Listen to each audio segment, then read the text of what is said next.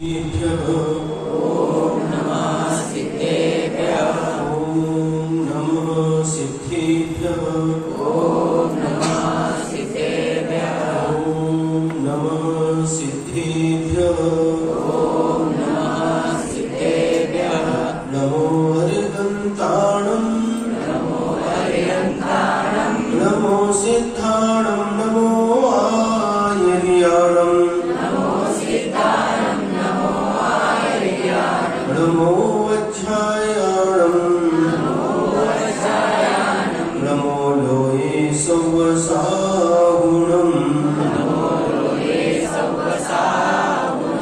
ओंकारं बिन्दुसंयुक्तं नित्यं ध्यायन्ति योगिनः कामदं मोक्षदं चैव ओंकाराय नमो नमः।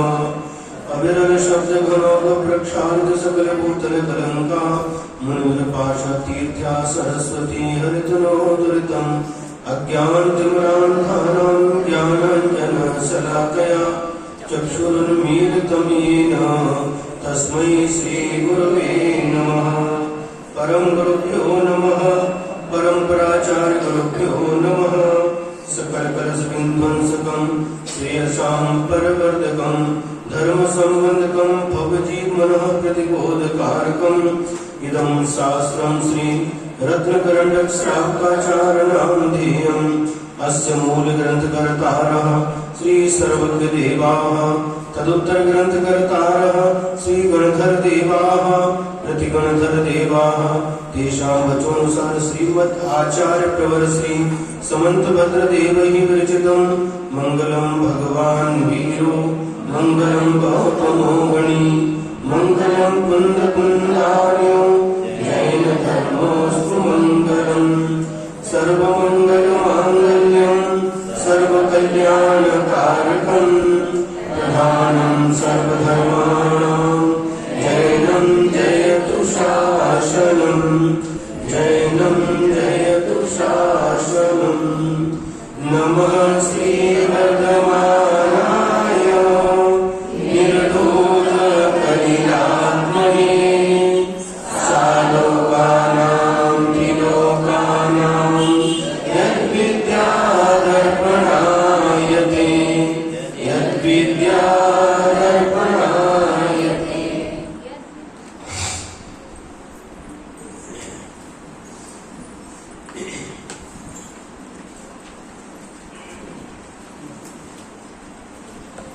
भोग परिमाण व्रत का वर्णन चल रहा है और उसमें नियम क्या होता है और यम क्या होता है बतलाया गया। जो संकल्प जीवन पर्यंत के लिए लिया जाता है उसका नाम यम होता है और जो एक सीमा को लेकर के व्रत लिया जाता है उसका नाम नियम होता है।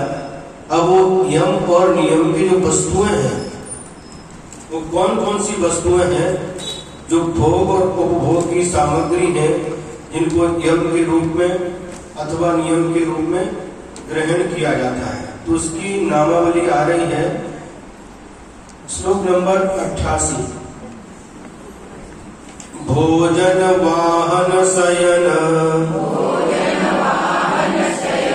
स्नान पवित्रांग राग कुसुमेषु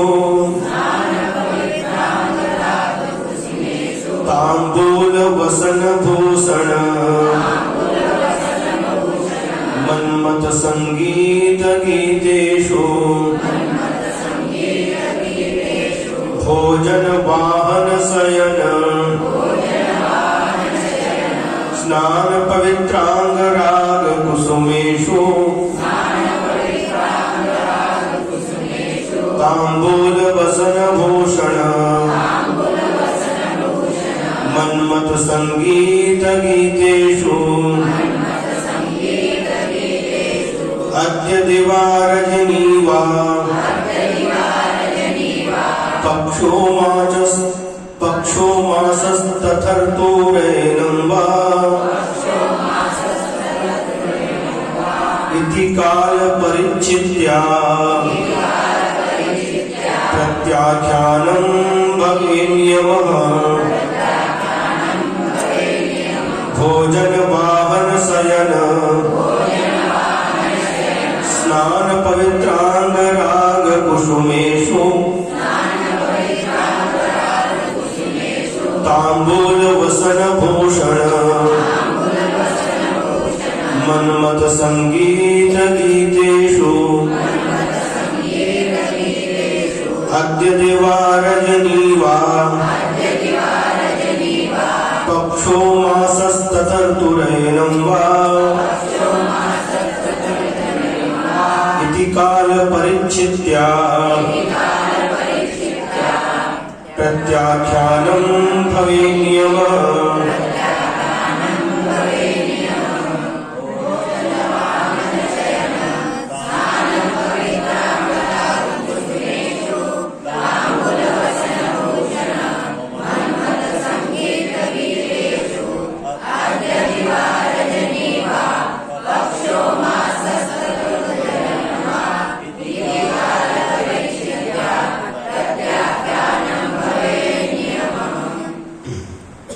नामावली क्या है, भोग और उपभोग की वह सामग्री क्या है, उसका नाम का उल्लेख आचार्य महाराज स्वयं कर रहे हैं। सबसे पहले का भोजन। भोजन तो सबको पता है? सबका परिचय है। जो खाने की वस्तुएं है, हाँ, तो ये भोजन है। दूसरा है वाहन, जिस पर बैठ करके एक स्थान से दूसरे स्थान के लिए हम जाते हैं, यातायात करते हैं। जो यातायात के साधन है उसका नाम है वाहन। पहले के साधन अलग थे और आज के साधन अलग हैं। पहले लोग घोड़े के ऊपर सवारी करते थे, हाथी के ऊपर सवारी करते थे, बैलगाड़ी के ऊपर सवारी करते थे। रेगिस्तान में गए तो हम ऊंट के ऊपर सवारी करते, तांगा के माध्यम से सवारी करते थे। ये साधन थे। और आज के साधन अलग है। साइकिल है, मोटरसाइकिल है, कार है, बस है, ट्रेन है और विमान है। यान, दो प्रकार के यान होते हैं। जो विमान है उसको यान बोलते हैं। एक वायुयान होते हैं और एक जलयान। वायुयान माने जो हवा में, हवाई जहाज। और जलयान यानी समुद्र इत्यादि में जो है, हाँ, नाव भी होती है। और क्या बोलते इसको, मशीन से चलता है जहाज, जलयान जिसको बोलते हैं। वह साधन आज के हैं। इसके माध्यम से एक स्थान से दूसरे स्थान पर जाया जाता है।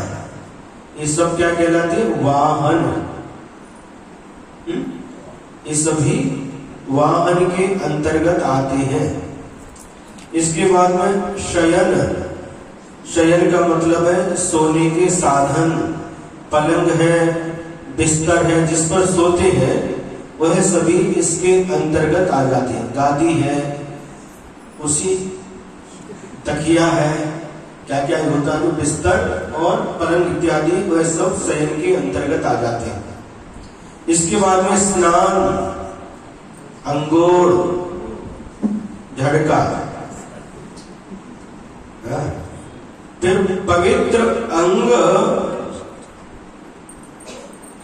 कुसुमेषु, पवित्र अंग राग, पवित्र वस्तु है जिसका शरीर के ऊपर विलेपन किया जाता है। सुगंधित तेल है, वो भी पहले अलग थे, आज अलग है। पहले चंदन का लेप करते थे, और भी क्या आते थे, उपटन, हाँ, उपटन का लेप करते थे, चंदन का लेप करते थे, सुगंधित तेलों का लगाते थे। लेकिन आज के अलग है, क्रीम, फेयर एंड लवली, क्या नाम पता नहीं, क्या बॉडीज में, हाँ, क्या नाम लेते भी नहीं आता हमको, बोरो बोरो बोरो प्लस बोरोलिन, क्या क्या आ गया। तो आज के समय के अलग है, पहले की अलग थी। तो ये सब किसमें आएंगे? पवित्र अंग राग वाली शरीर को लगाने वाली वस्तु है। पहले केसर भी लगाते थे, चंदन लगाते थे, तिलक करते थे, इत्यादि जो कुछ भी था वो सब इसके अंतर्गत आ जाएंगे। और कुसुमेशु, कुसुम का अर्थ होता है फूल, चंपा, चमेली, गुलाब, कमल, केतकी, गेंदा, ये सब फूल होते हैं। इनको धारण करना। इसके बाद में तांबूल, तांबूल का मतलब होता है पान।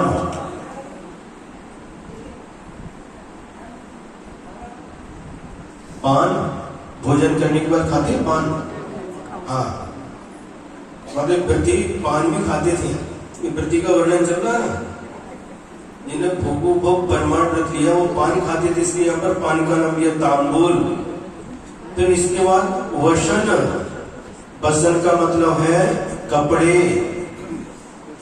भूषण, भूषण मतलब आभूषण, हार, कुंडल, मुकुट, अंगूठी, बाजूबंद और क्या हाँ, ये सब आभूषण के अंतर्गत आते हैं। और मनमथ, काम सेवन, संगीत और गीत, दो चीजें हैं, संगीत और गीत। इसमें दोनों में क्या अंतर है? संगीत का मतलब जो गाते हैं, और गीत का मतलब गीत का मतलब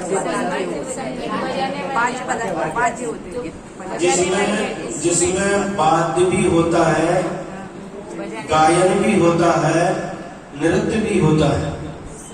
वादक वाद्य बजाता है, नर्तक नृत्य करता है, और जो गायक है वह गीत गाता है। इसका नाम संगीत, म्यूजिक के साथ, हाँ, इसका नाम संगीत है। और गीत, गीत तो सामान्य से है, सिर्फ गा रहे गीत, गाना भी होता है और सुनना भी होता है। गीत गाना और गीत सुनना।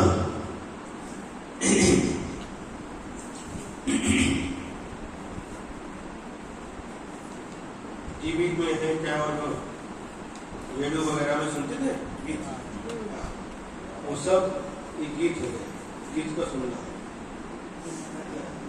अब इसको कह रहे हैं अद्य माने आज, दिवा यानी दिन, रजनी माने रात, और पक्ष माने 15 दिन का एक पक्ष होता है। जो अपने प्राचीन पद्धति है, चैत्र, वैशाख, जेठ, आषाढ़ इत्यादि जो महीने हैं, उसमें 2 पक्ष होते हैं, एक कृष्ण पक्ष और एक शुक्ल पक्ष। एक पक्ष 15 दिन का होता है। कभी तिथि घट गई तो 14 दिन का भी हो जाता है, और कभी तिथि बढ़ गई तो 16 दिन का भी हो जाता है, लेकिन सामान्य से 15 दिन का एक पक्ष होता है। मास 1 महीना, ऋतु 2 महीना, 2 महीना की एक ऋतु होती है। बसंत ऋतु, हेमंत ऋतु, शिशिर ऋतु, ग्रीष्म ऋतु, ये 2 महीने की एक ऋतु होती है। अयन, और 6 महीने का एक अयन होता है, इसको उत्तरायण और दक्षिणायन बोलते हैं। इस प्रकार से काल परिचित्या, समय की अवधि के अनुसार प्रत्याख्यानम, त्याग करना नियम भवे होता है।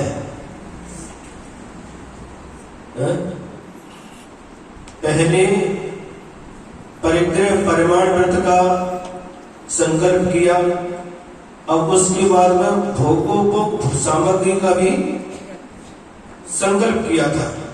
क्यों? क्योंकि इंद्रिय विषयों का परिमाण, क्यों? क्योंकि राग रति नाम तनुग्रतई, राग की आसक्ति को कम करने के लिए जो परिग्रह परिमाण व्रत किया था उसमें भोग परिमाण को और सीमित कर लिया है। तो अब ये कौन सी वस्तुएं हैं जिनको सीमित किया है?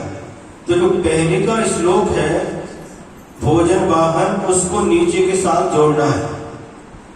भोजन का त्याग कब तक के लिए? वह कुछ समय के लिए भी हो सकता है। सुबह भोजन कर लिया, वो हमारा 4 बजे तक 5 बजे तक का त्याग। एक अगर मान लो एकासन है तो एक बार भोजन कर लिया, कल तक के लिए हमारा त्याग। अद्य दिवा रजनी, रात्रि में भोजन का त्याग। और इसके बाद में एक पक्ष के लिए भी हो सकता है। अभी चारों प्रकार के आहार का त्याग भी हो सकता है, 3 प्रकार के आहार का त्याग भी हो सकता है, 2 प्रकार के आहार का त्याग भी हो सकता है, रसों का त्याग भी हो सकता है। भोजन असन कितने प्रकार का? 4 प्रकार का। खाद्य है, स्वाद्य है, लेय है और पेय है। इतने दिनों का हमारा लेय पदार्थों का त्याग, इतने दिन के लिए हमारे खाद्य पदार्थों का त्याग, आज हमारा चारों प्रकार के आहार का त्याग। इस प्रकार से यह एक पक्ष, एक महीना और एक ऋतु और अधिक से अधिक 6 महीने का काल बतलाया है। आदिनाथ भगवान 6 महीने का नियम लेकर के बैठे थे। उत्कृष्ट काल बताया है। बाद में भले ही 6 महीने 7 महीने तक और उनको आहार नहीं मिला, लेकिन एक उत्कृष्ट 6 महीने बताया। तो आज के लिए नहीं है, उत्तम जब सेना होता उस समय के लिए। आज तो 6 महीने कोई टिक ही नहीं पाएगा। अब इसके बाद में अब भोजन में अगर मैंने ऐसा किया कि हमारा इतने प्रकार के भोजन का त्याग, खाद्य और पेय रहेंगे, बाकी स्वाद और लेय का त्याग, वो चल जाएगा। अब इसके बाद में दूसरे नंबर पर आता है वाहन। वाहन का भी हमारा 4 घंटे का त्याग, 6 घंटे का त्याग, 1 दिन का त्याग, रात्रि का त्याग। रात्रि में हम वाहन नहीं चलाएंगे, वाहन का उपयोग नहीं करेंगे।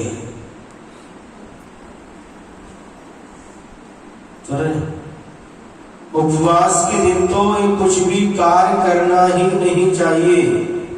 जो व्रत रहते हैं, चतुर्दशी है, अष्टमी है, अष्टामिक है, पर्युषण पर्व है, इन दिनों में तो सभी प्रकार के आरंभ का त्याग होना चाहिए। गाड़ी का भी त्याग, वाहन का पूर्ण रूप से त्याग। चतुर्दशी हम पूरा वाहन का हमारा त्याग। पर्व के दिनों में कम से कम इतना तो अभ्यास करना चाहिए। अब इन वाहन का त्याग भी कैसे? 1 दिन के लिए, 8 दिन के लिए, 15 दिन के लिए, 2 महीने के लिए, चातुर्मास के लिए, 4 महीने तक किसी भी वाहन का उपयोग नहीं करेंगे। पहले के जमाने में मुनि महाराज जो चातुर्मास की स्थापना करते हैं, उनके साथ श्रावक भी चातुर्मास की स्थापना करते थे। और राजश्री के साथ तो कई श्रावक, कई परिवार ऐसे आते थे। बस स्थापना हो गई, अब सब वाहन वगैरह का त्याग जब निष्ठापन होगा चातुर्मास का, उसके बाद ही वाहन का उपयोग। ये छोटे छोटे से नियम है, लेकिन बहुत हमारे लिए लाभदायक है। वाहन में अब हमारा एरोप्लेन का त्याग, 4 महीने एरोप्लेन में नहीं बैठे, जलयान का त्याग, इस सब प्रकार के हम अब देखो जितना अधिक से अधिक बचना हो उतना बच सकते हैं। कई लोग क्या करते हैं, अकेले जा रहे हैं या 2 लोग फिर भी 4 व्हीलर निकाल रहे हैं। अकेला व्यक्ति है, 2 व्यक्ति को 2 व्हीलर से भी काम चल सकता कि नहीं? अब उसमें 2 पहिए, इसमें 4, हिंसा अधिक होगी, आराम अधिक होगा कि नहीं होगा? हाँ, इसलिए किसी को कहीं भेजना, बुलाना, जाने के लिए कहना, ये बहुत कठिन काम होता है। अपना चातुर्मास अपनी सीमा है। अब किसी को बुलाना, भैया यहाँ आसपास है तो ठीक है, लेकिन वाहन से आएंगे तो कैसे आएंगे? चातुर्मास के काल में बहुत सारे जीवों की उत्पत्ति हो जाती है। इसलिए साधु लोग एक स्थान पर रह करके अपनी साधना करते हैं। साधुओं की साधना भी होती है और श्रावक भी धर्म ध्यान अच्छे से कर सकते हैं। चातुर्मास में नियम रहता, बाकी 8 महीने कहीं पर भी कभी भी जा सकते हैं, कोई नियम नहीं है। तो इस चातुर्मास के काल में बहुत जीवों की उत्पत्ति होती है। पानी गिरता है, मिट्टी में घास इत्यादि आ जाती है और कई प्रकार के समूर्छन विकृत जीवों की उत्पत्ति होती है। कई बार ऐसा देखने में मिलता है कि बिल्कुल पैर रखने के लिए जगह नहीं है। अभी हम लोग बिहार करते करते नांदेड़ से बसमत और बसमत से सिरड शाहपुर, हम ऋषभ सागर जी और सुपाल सागर महाराज जी आ रहे थे।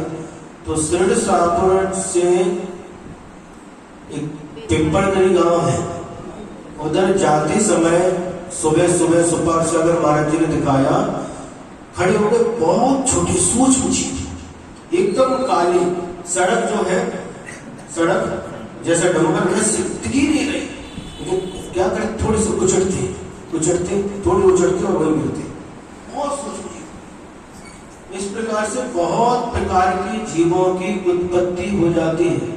वर्षा के काल में बहुत जीवों की उत्पत्ति होती है।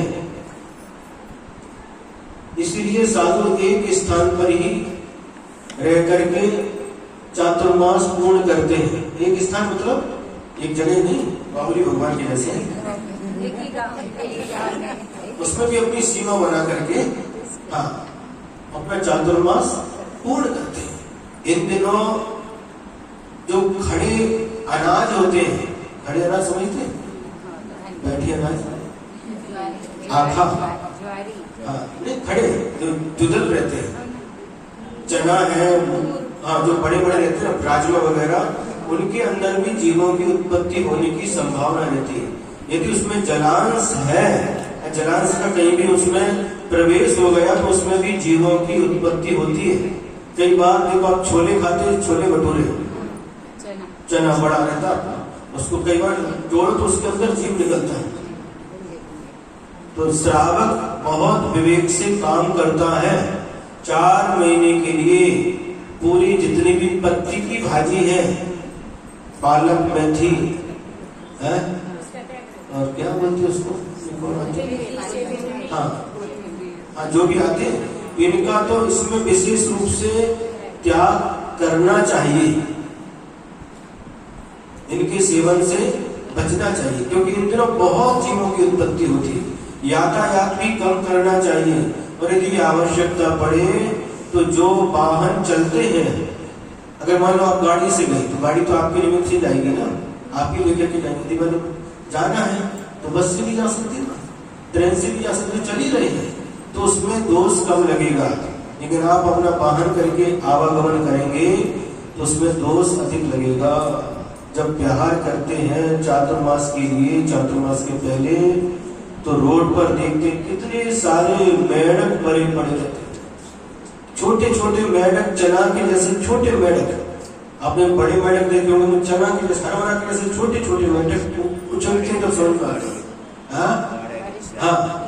मेढक है और कई प्रकार के सांप है, गिलहरी है, और क्या बोलते हैं उसको, छिपकली के जैसा रहता है, कलर बदलता, गिरगिट, बहुत प्रकार के जीव रोड पर कुछ संगी पंचेंद्री जीव हैं। पक्षी भी कई प्रकार के टकरा करके मर जाते हैं। ये तो बड़े बड़े पंचेंद्री, छोटी की तो कहने ही क्या, केंचुआ इत्यादि, केंचुआ है, गिजाई, पैसा चकीड़ा और क्या क्या है, बहुत गोगल गाय, बहुत सारे जीव पीछे रहते हैं। बहुत मुश्किल काम है। जब ऐसा मन में संकलेश होता है, पूरी धरती जीवों से भरी है, अब मैं कहाँ पैर रखूं, अंदर से ऐसा संकलेश होता है, उन मुनि महाराज को विशेष रूप से रिद्धि की प्राप्ति हो जाती है, परिहार विशुद्धि संयम उपलब्ध हो जाता है। तो ये मतलब नहीं कि चातुर्मास मात्र महाराज जी का है, हमारा तो जो करना वो नहीं। श्रावक की भी चातुर्मास होता कि नहीं? हाँ, 4 महीने तक धर्म ध्यान करते हुए जीवों की विशेष रूप से रक्षा करना चाहिए। रक्षा तो हमेशा ही करना चाहिए, क्योंकि चातुर्मास में अधिक जीवों की उत्पत्ति होती है, इसलिए सावधानी पूर्वक अपनी सारी क्रियाएं करना चाहिए।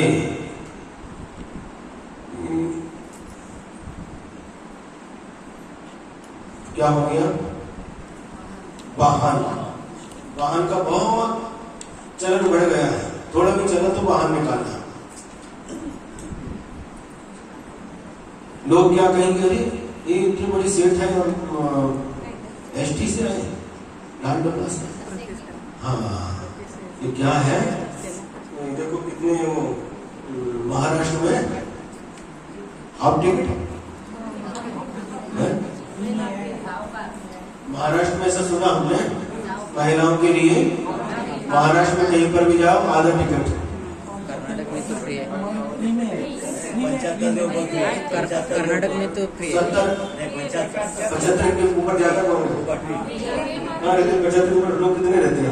75 के अंदर ही चले जाते हैं। कर्नाटक में तो फ्री है, कर्नाटक में हाँ, फ्री है। तो ये सब है, फ्री है तो घूमो। नकली ये बनाया, फ्री में है, नकली बना के और फ्री में आना जाना। तो इसलिए प्रश्न क्या है? वाहन का उपयोग नहीं करना सबसे अच्छा। करना ही तो जो वाहन चल रहे सरकारी, उनका उपयोग करना फिर भी ठीक है, लेकिन अपने वाहन निकालना अलग से। बात समझ में आ रही है? नहीं, लोग क्या कहेंगे, वो आए और एसटी से आए। प्रतिष्ठा होती है ना, प्रतिष्ठा है। असुविधा होती है, थोड़ी बहुत असुविधा तो होनी चाहिए। अपनी सुविधा के पीछे कितने प्राणियों का घात होता है, इसका भी ख्याल रखना चाहिए। सुविधा क्या है? जाना क्या है? वासव कितना है? 65 किलोमीटर, 2 घंटे का तो रास्ता है।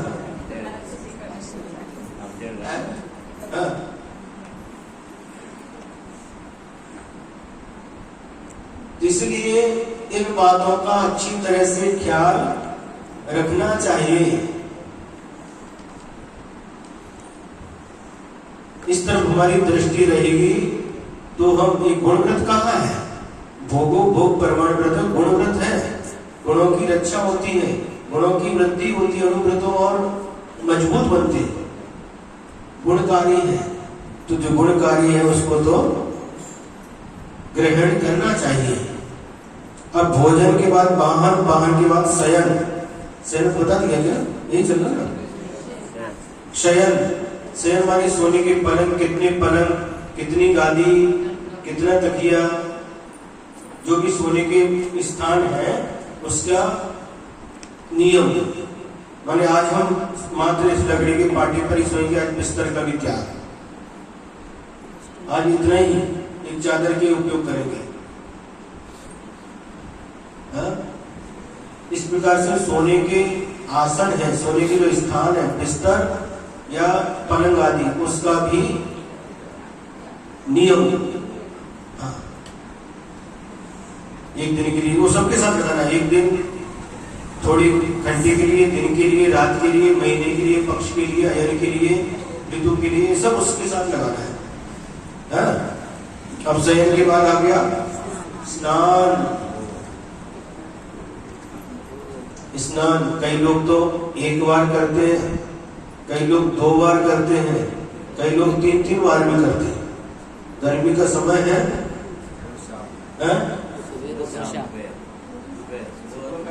सुबह दोपहर शाम 3 बार। बता, 3 बार करते हैं, तो उसमें भी नियम लेना, बस एक ही बार हम स्नान करेंगे। आज चतुर्दशी है, हमारा स्नान एक ही बार होगा और स्नान में भी हम साबुन का उपयोग नहीं करेंगे। चतुर्दशी के दिन साबुन, अष्टमी के दिन साबुन सर्फ का उपयोग नहीं करेंगे। ये छोटे छोटे नियम रहते हैं, लेकिन बहुत हमारे लिए आत्मा के ऊपर संस्कार पड़ते जाते हैं। आज 2 ही बार स्नान करेंगे, एक ही बार करेंगे। अभी अष्टांगिक चल रहा है तो डेली एक ही बार स्नान करेंगे।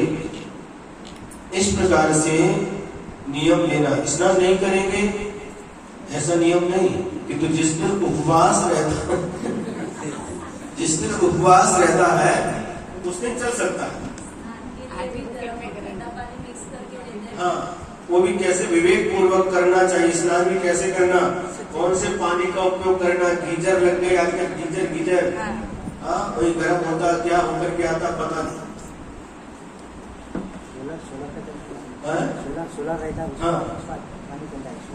सोलर का पानी, क्या क्या नए नए साधन आ गए। ये सब पहले पानी गर्म करते थे। सुनो, पहले पानी गर्म करते थे ठंडी के समय स्नान के लिए, तो पानी को छान करके लेते थे और उसको गर्म करते थे। और इधर महाराष्ट्र में क्या बाम्बू क्या चल रहा है, बाम्बू उसमें लगाते नीचे से, पीतल का रहता है हाँ, तो डालते उसमें भी पानी छान करके ही उपयोग करना चाहिए। गर्म पानी में ज्यादा गर्म हो गया, ठंडा डाल दिया, कच्चा डाल दिया, बिना छाने डाल दिया, ये सब विवेक रखना चाहिए। प्रत्येक कार्य में जीवों की हिंसा से बचना, जीवों की रक्षा का भाव होना चाहिए। है? तो अब स्नान कितनी बार करना है इसका नियम। इसके बाद में ये सब नियम है।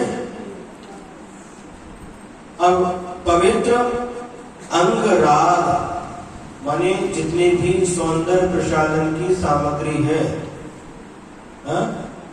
हाँ, सुगंधित तेल है, आज हमारा सुगंधित तेलों का त्याग, तेल का त्याग, चंदन का त्याग, केसर का त्याग, केसर चंदन पुष्प सुगंधित वस्तु देख सारी उसमें इन सबका त्याग कितने दिन के लिए, कितने समय के लिए, इनका भी त्याग किया जाता है। ये भोग सामग्री है। इसके बाद पुष्पेषु, कुसुम का मतलब होता है फूल, पुष्प। अब इनका भी त्याग, इनका क्या खाती क्या इनको, फिर कहते हैं लगाते हैं। महाराष्ट्र में प्रथा है बालों में क्या बोलते हैं, गजरा। इंदौर आश्रम में थे, वहां पर गजरा बाई, महिला का नाम था गजरा बाई।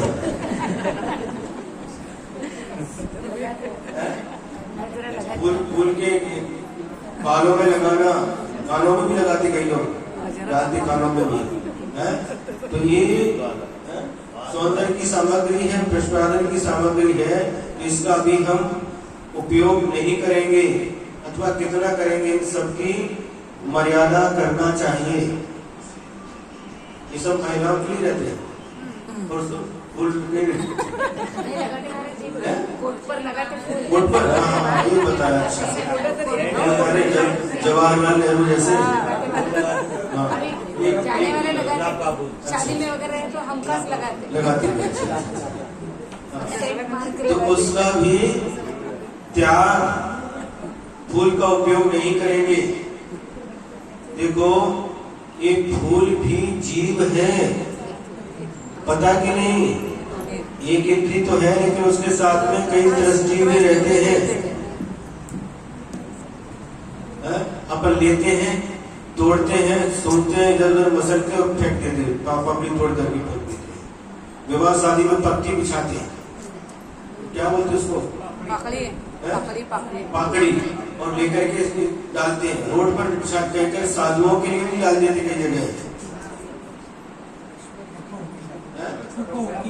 पुष्पवृष्टि फूल की पत्ती भी तोड़ करके डालते हैं। इन सब से बचना चाहिए, ये भी जीव है। देखो, जो फूल रहता है कांटों के बीच में रहता है, पेड़ के ऊपर रहता है तो खिला हुआ रहता है, और जैसे उसको तोड़ दिया जाता है वह मुरझा जाता है। भले ही मखमल पर रखो, कांटों के बीच खिला हुआ रहता है, और तोड़ करके मखमल के ऊपर भी रख दो, फिर भी थोड़े समय में ही मुरझा जाता है। उसकी शोभा कहाँ है? पेड़ पर ही उसकी शोभा है। उनका भी जीवन है।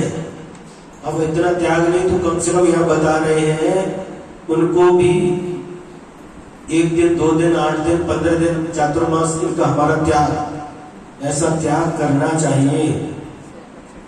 कुसुमेशु। इसके बाद में तांबूल। तांबूल का मतलब पान, खाऊचा पान, खाईचा पान। पान माने मराठी में पत्ते को भी पान बोलते हैं, और इस पेज का, पुस्तक के पेज को भी पान बोलते हैं, बराबर क्या है? पान, पान नंबर 108, पान नंबर 26 पान बोलते हैं, इसको भी पान बोलते हैं। और पेड़ के, चाहे नीम के पेड़ के पत्ते हो, आम के पेड़ के पत्ते हो, कोई भी पेड़ के जो पत्ते रहते हैं उसको पान बोलते हैं, ठीक है। इसलिए यहाँ पर पान कहा तो खाईचा पान ऐसा लगा, नहीं तो कोई पत्ते लेकर के आ जाएंगे।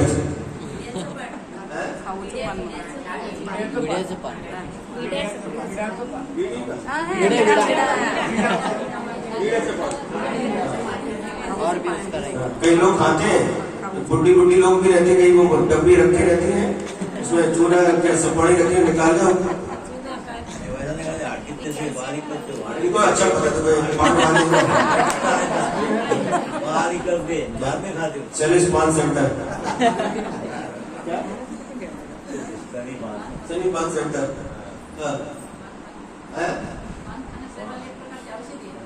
औषधि वही तो कह रहे हैं हम, क्या बता रहे हैं। मराठी में पान, बाकी जगह से पान बोलते हैं, पान का तो वही पान आता है, लेकिन यहाँ पर हमने सोचा खाईचा पान, खाऊचा पान क्यों बोलते हैं इसको, फिर समझ में आया ये सभी पत्ते को पान ही बोलते हैं। यहाँ पर जितने भी पेड़ के पत्ते सबको पान बोलते हैं, तो इसलिए खाईचा पान तो पान होता है।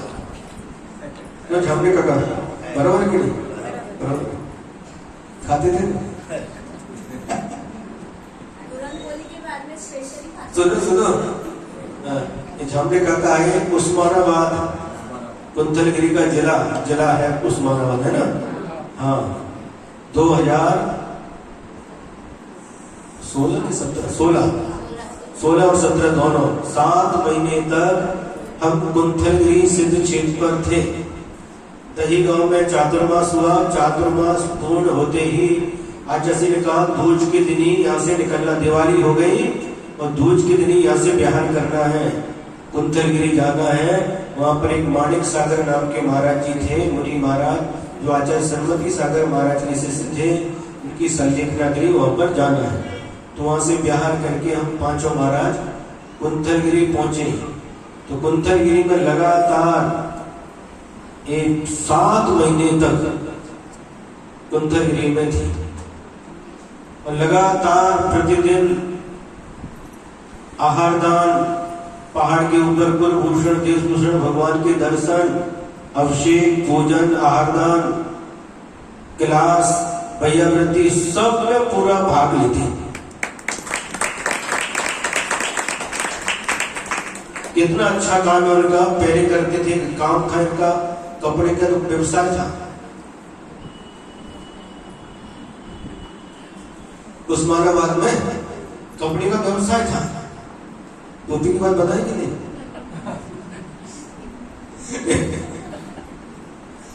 लेकिन बाद में सब कुछ छोड़ करके 2 लड़के हैं, दोनों पूना में हैं, बस फ्री होकर के 7-7 महीने लगातार चौका लगाना, आहारदान देना, और इसके साथ साथ और भी जो भी आते थे बाहर के लोग, तुम भी भोजन करो, तुम भी भोजन करो, तुम भी भोजन करो। 7 महीने लगातार इन्होंने लाभ लिया। उसके बाद सांगली में भी आए, सोरस कारण पर्व में 10 उपवास किए थे, 5 उपवास भी किए। उन्हें त्याग तब भी करते हैं और साथ में इतना सानिध्य लेते हैं। एक आदर्श कार्य है, व्रत हो गए फिर भी घर छूटता नहीं। हाँ? हाँ, भजन तो इतना फेमस है।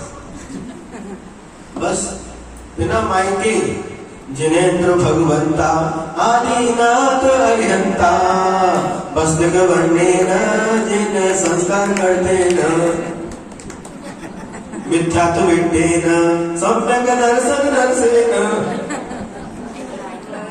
हमारे कन्नड़ बहुत अच्छा आ रहा है।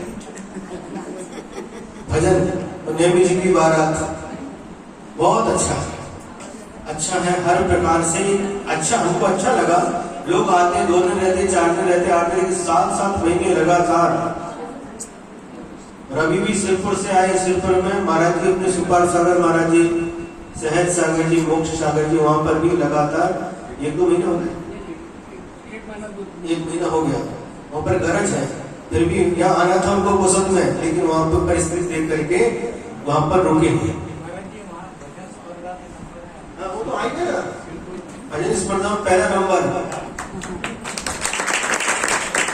अभी बाद में आपको पूरा होने के बाद भजन सुनवाएंगे आपको। तो इस प्रकार से धर्म ध्यान कैसे करें, एक सीख लेना चाहिए। नहीं तो महाराज आए, जब तक आए महाराज हैं तब तक आते, एक दिन के आते, सुबह आए, शाम को वापस आते। लेकिन इस प्रकार से 7 महीने लगातार अवगढ़ नहीं, अवगढ़ नहीं, अवगढ़ नहीं, उनको आवड़ है। हाँ, आवड़ और अवगढ़ में अंतर है। आवड़ माने पसंद और अवगढ़ मतलब कठिन। दोनों भी है, आवड़ भी है और अवगढ़ भी काम करते हैं। अवगढ़ आणि सोपा, अवगढ़ माने कठिन। कठिन है। एक बार आर के निकली कुंथलगिरी में, उनके पास ही बाजू में जो खड़े थे पड़गाने के, वो खड़े हो गए। उनके लिए आए, नहीं अवगढ़ अच्छा है, स्वभाव भी अच्छा है, हमेशा प्रसन्न रहते हैं, हंसते रहते और हंसाते रहते हैं, हंसते हंसाते धर्म ध्यान करते रहते, दोनों पति पत्नी।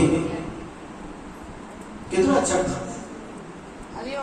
अभी बोल रहे हैं ना गिरनार का भजन बोलते, गिरनार का अभी सिरपुर में भाभी को, शोभा भाभी को राजनमती बनाया था हमने, और ये इनको नेमिनाथ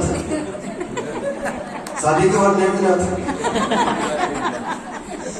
नेमिनाथ तो राजन को छोड़ करके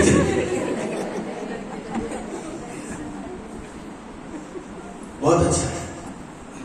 ऐसा मतलब आदर्श काम है, होना चाहिए।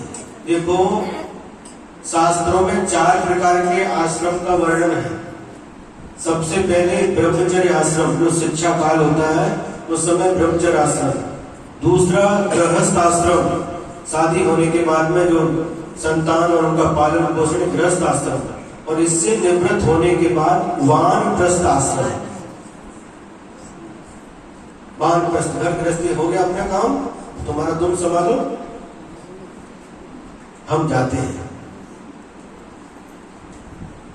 और लास्ट का संन्यास आश्रम, ये व्यवस्था थी। पहले लोग ऐसे करते थे, राजा लोग भी रहते थे, अपनी संतान को राज तिलक करके निकल जाते थे।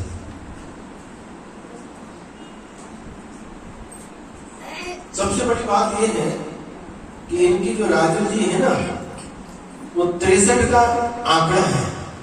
अगर 36 का हो तो काम नहीं बनता। 36 63 समझते ना, 63 6 और 3 आमने सामने, 36 मतलब पूर्व पश्चिम। इसलिए काम बहुत अच्छे में, बहुत पुण्य का योग है। एक जैसे भाव होना दोनों के, बहुत बड़े पुण्य का योग है। बराबर कि नहीं? बरोबर, बस बरोबर कहते जाओ।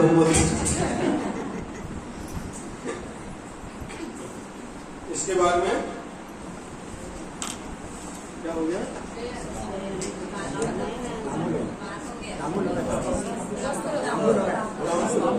रामपुर हो गया।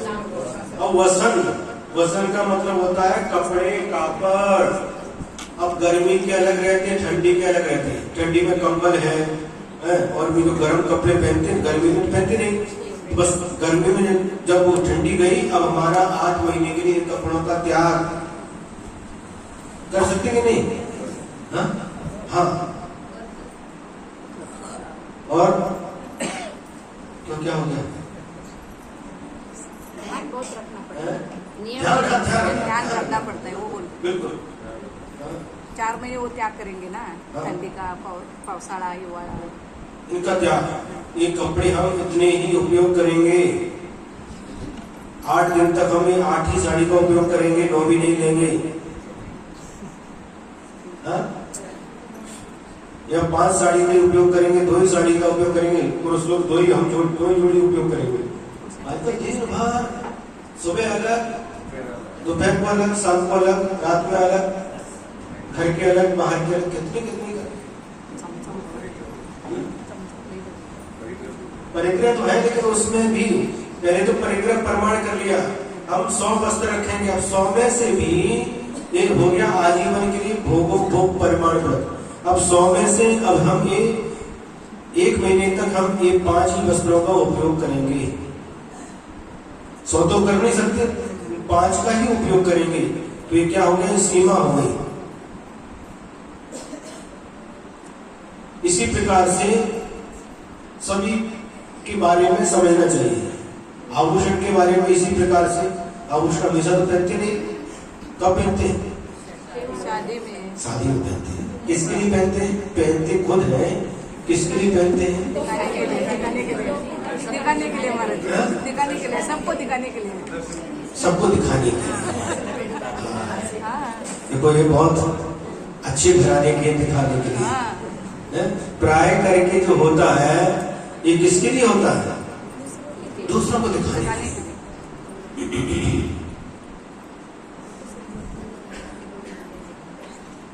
अंदर चैन होगी तो अंदर नहीं रखेंगे, उसको बाहर, कॉलर के बाहर दिखाने के लिए। दिखनी चाहिए। चैन है लेकिन चैन से नहीं रह पाते।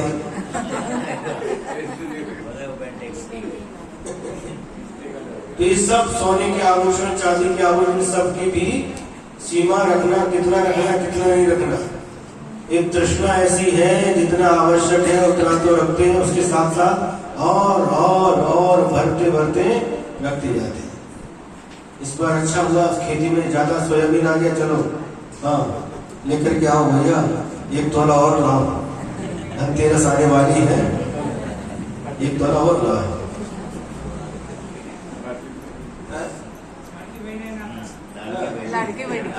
इसी प्रकार से चप्पल इत्यादि है, उनका भी पर्यूषण पर में बच्चों ने भी, अंकित वगैरह ने भी 10 दिन चप्पल का त्याग। तो इन सब जो भी सामग्री है भोग की, उनका नियम करना। भूषण भूषण भूषण मन मत, इसका भी नियम लेना। संगीत, कितना संगीत देखेंगे, नृत्य देखेंगे, सुनेंगे, गीत कितनी सुनेंगे, कितना बोलेंगे, आज नहीं बोलेगा, गीत का त्याग। कौन सा गीत? भगवान का गीत नहीं, जो पंचेंद्रिय के विषय संबंधी गीत हैं, जिनको सुनने से मन गाफिल हो जाता है, राग उत्पन्न हो जाता है, ऐसे गीतों की बात है, भगवान की भक्ति की बात नहीं। नहीं तो कहो महाराज जी ने कहा था गीत हम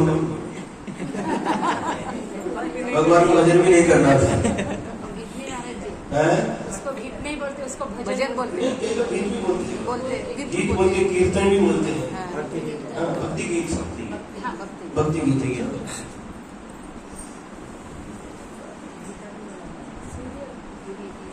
टीवी सीरियल, टीवी नहीं थी तो टीवी के नाम भी लिखते थे इसमें। कितना देखेंगे टीवी का भी आजकल बिल्कुल ऐसा चलन चालू हो गया तो दिन भर बंद नहीं होते। जितना है उतना भी उसका सदुपयोग करना। पारस चैनल, जिनवाणी चैनल, इसमें महाराज लोगों के प्रवचन है, धार्मिक कुछ होता तो उसके लिए निषेध नहीं है, और बाकी जितना आवश्यक है उतना। पहले चलता था क्या, चित्रहार, अभी भी चलता था, नहीं बंद हो गए, बंद हो गए। बंद हो गए। बुधवार, हाँ बुधवार वगैरह को आता था। हाँ, मीना का गीत माला मीना का गीत माला मीना का गीत माला बिना का गीत वाला चित्रहार भी आता है। रेडियो में अलग आकाशवाणी पर अलग, तो उसको भी सुनना देखने का त्याग, कितना देखना, कितनी बार देखना, कितनी देर तक देखना, इसकी सीमा बनाना, ये हो गया। अब इसका अर्थ पढ़ लेते हैं। भोजन, वाहन, शयन, स्नान, केसर, चंदन आदि का विलेपन, पुष्प धारण तथा तांबूल भक्षण, वस्त्र आभूषण, काम सेवन, संगीत और गीत श्रवण आदि भोग और सेव्य पदार्थों में काल की मर्यादा के साथ त्याग करना। आज एक दिन, एक रात, एक पक्ष, एक मास, एक ऋतु, एक अयन और एक वर्ष आदि काल की मर्यादा के साथ जो वस्तु का प्रत्याख्यान यानी त्याग किया जाता है वह नियम कहलाता है। समझ में आया?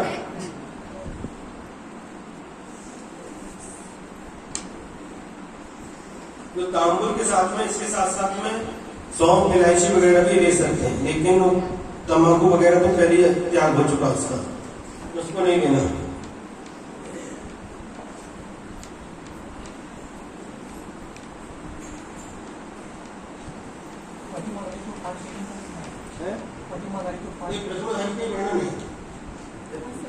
औषध है। उसका जो नियम बना रहे हैं ना, क्योंकि प्रतिमा खाली की एक दो प्रतिमा वर्णन चल रहा है, 12 में होते 2 प्रतिमा में 3 गुण प्रतिमा वर्णन है। गुण प्रतिमा है, उसमें कत्था चूना पानी डालते हैं, तो कत्था चूना नहीं लगाना, पान औषध के रूप में कैसे ऐसा पढ़ा है एक बार। कत्था शुद्ध रहता है, बाकी पान इसमें तो लिखा है। तो नियम मर्यादा कौन कर रहा है? जैसे 2 प्रतिमा है, वो एक नियम दे रहा है, मर्यादा कर रहा है। क्या कैसी मर्यादा? नहीं, दवाई के हिसाब से भी नहीं, जो डेली भी खाते हैं उनके लिए बता रहे हैं। 3 टाइम खाते हैं तो एक हैं? जो 3 टाइम खाते होंगे तो एक टाइम खाएंगे या खाना ही नहीं है। नहीं, वो ही करेगा। मतलब उसकी देखो, अभक्ष का तो पहले से त्याग है, भक्ष की मर्यादा बता रहे हैं। तो उसमें तांबुल शब्द आया, आचार्य समर्थ स्वामी और प्रतिमाधारी भी पान खाते होंगे, इसलिए तो लिखा उसमें। कैल्शियम है महाराज जी, कैल्शियम जो अस्थमा वाले हैं उनके लिए कैल्शियम के ये तो औषधि की बात हो गई। खाते उनका राजू भैया का प्रश्न है कि प्रतिमाधारी पान खा सकते, उसका उत्तर है उस समय ये लिखा है इसमें। भाई औषधि है, वो क्यों खाते हैं? उससे भोजन का पाचन होता है इत्यादि, इसलिए यहाँ से इस जो रत्नगढ़ श्रावकाचार्य से उसका निषेध नहीं कर सकते। अब जिसका नियम है भाई हमारा त्याग, तो उसकी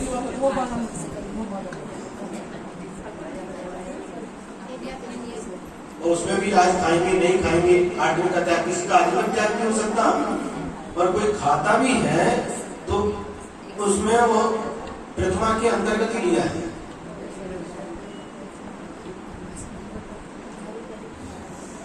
खाओ या नहीं खाओ ये हम नहीं कह रहे, जो लिखा वो पढ़ करके सुना रहे आपको।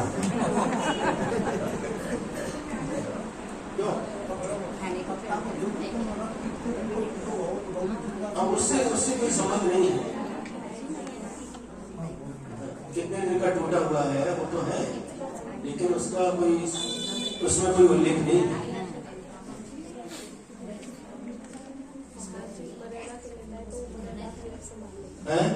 हर चीज मर्यादा का जो ले रहा है प्रतिमाधारी, तो पान के जो लगते हैं उसकी मर्यादा का वो खुद ही अपने विवेक से लगा लेगा। कत्था का, चूना का, कत्था तो खाएंगे, कत्था शुद्ध है। नहीं, कत्था चूना भी, चूने में हरदम पानी डालना पड़ता है, ज्यादा गीला होता है, गीला। हाँ, जो सुखा वो अपने विवेक से, सुनो जिसने प्रतिमा ली है उसको इतना क्या करेगा, विवेक से करेगा बस।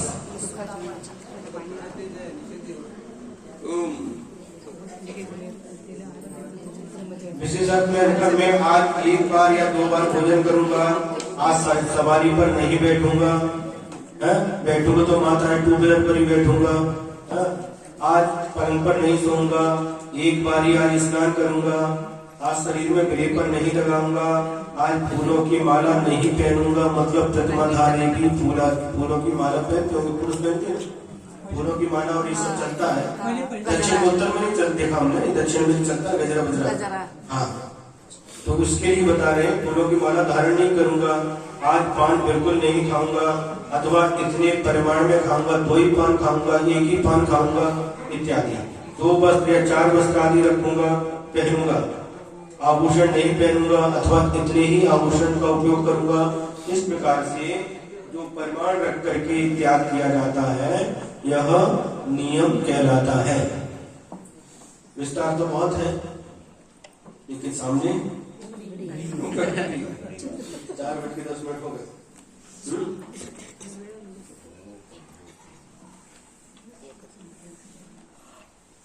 शहर में सोने का भी आएगा ना, दिन में नहीं सोएंगे, ज्यादा दिन में नहीं सोएंगे नहीं, शहर में तो सोने को नहीं, जिस पर सोते उसकी बात, बिस्तर पलंग इत्यादि उसकी बात।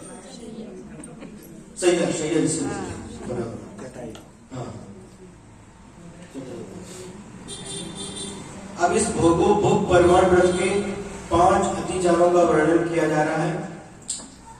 विषय विषतोनुपेक्षा नुस्मृति रति लौल्य मति तृषानुभवौ भोगोपभोग परिमा व्यतिक्रमाः पंच कथ्यन्ते विषय विषतोनुपेक्षा नुस्मृति रति लौल्य मति तृषानुभवौ भोगोपभोग परिमा व्यतिक्रमाः पंच कथ्यन्ते विषय विषतोनुपेक्षा नुस्मृति रति लौल्य मति तृषानुभवौ भोगोपभोग परिमा व्यतिक्रमा पंच कथ्यन्ते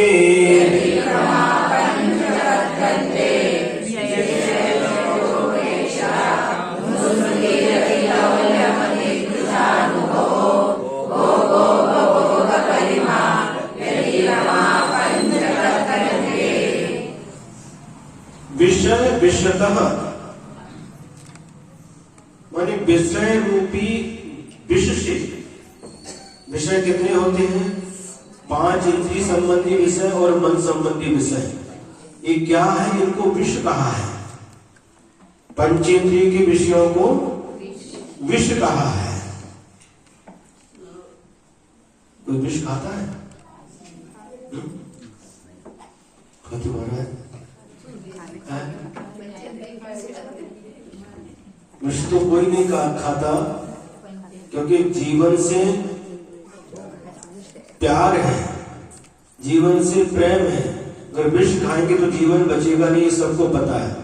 लेकिन यहाँ पर आचार्य कह रहे हैं विषय भी विष है। क्या? पंचेंद्रिय के विषय भी। हाँ,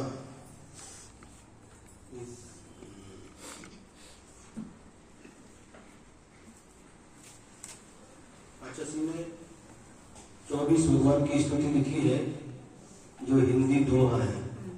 उसमें अभिनंदननाथ भगवान की स्तुति करते हुए लिखा है, विषयों को विष लख तजु बनकर विषयातीत, विषय बना ऋषि ईश को गाओ उनका गीत। क्या? विषयों को विष लख तजु, विष समझ करके विषयों को छोड़ दो, और बनकर विषयातीत, विषय से अतीत, विषयों से ऊपर उठ करके इन विषयों को विष समझ करके छोड़ दो। विषय बना ऋषि ईश को। हे ऋषि, इसके 2 अर्थ हो सकते हैं। हे ऋषि स्वयं के लिए भी हो सकता है। तो ईश को विषय बनाओ, पंचेंद्रिय के विषयों को छोड़ करके ईश्वरी प्रभु को विषय बनाओ, अथवा विषय बना ऋषि ईश को, अथवा ऋषि को और ईश को, गुरुओं को और प्रभु को अपना विषय बनाओ। गाऊं उनका गीत, प्रभु का और गुरु का गीत गाता रहूं, उनका गीत गाऊं। गीत की बात आई थी ना, इसमें सीमा नहीं है। कितनी बार गीत गाएंगे, कितना भक्ति में तो गीत गाती है, जब मन में आए तब गीत गाओ। प्रभु के गीत, गीत शब्द आया कि नहीं? हाँ डाढ़े मैडम गीत कह रहे थे ना आप, गीत तो गाओ उनका गीत, प्रभु का भजन करना, प्रभु का गीत गाता रहूं, मैंने उनके गुणों का अनुवाद करता रहूं। कितना अच्छा है। एक व्यक्ति दूसरे के दोषों का गीत गाता है, गीत बोलते क्या बोलते हैं, और एक व्यक्ति भगवान की भक्ति करता, भक्ति के गीत गाता है। एक व्यक्ति पाप का अर्जन करता रहता है और एक व्यक्ति पुण्य का अर्जन करता है। कितना अंतर है। जिह्वा मिली है, इसका अच्छी तरह से सदुपयोग करना चाहिए। एक किसी ने भजन लिखा है, प्रभु नाम जपले हरि रसना, अंत समय में हिली न हिली। आखिरी समय में जीव हिली कि नहीं हिली, इसलिए संस्कार बनाते रहो। जो आत्मा के ऊपर संस्कार पड़ जाएंगे वो आखिरी तक काम में आएंगे।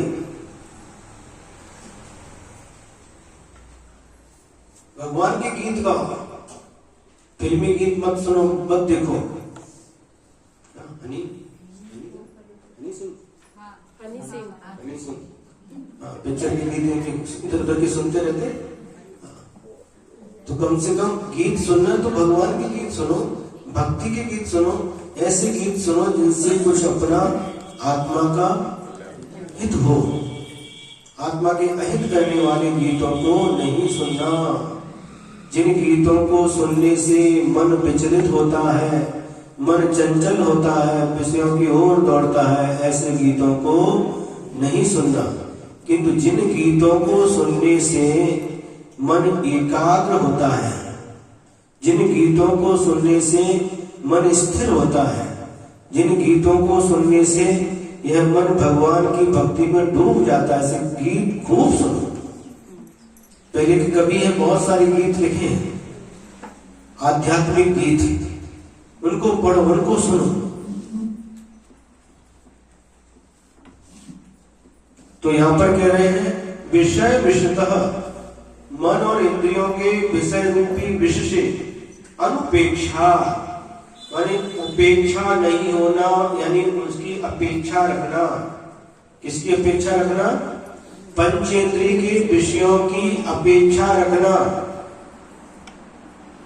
पांचों इंद्रिय संबंधी जो विषय है उनकी अपेक्षा रखना, उनका अनुपेक्षा नहीं होना, उनके प्रति आदर होना, ये पहला अतिचार है। क्या?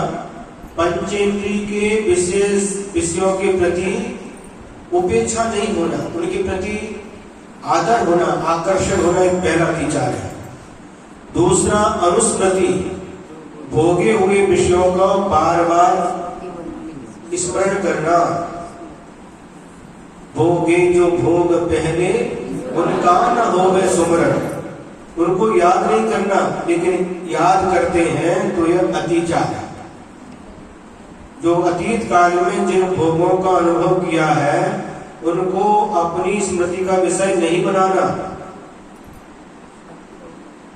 सुने?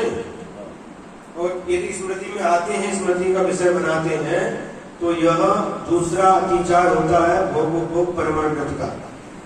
तीसरा, अति लौल्यम,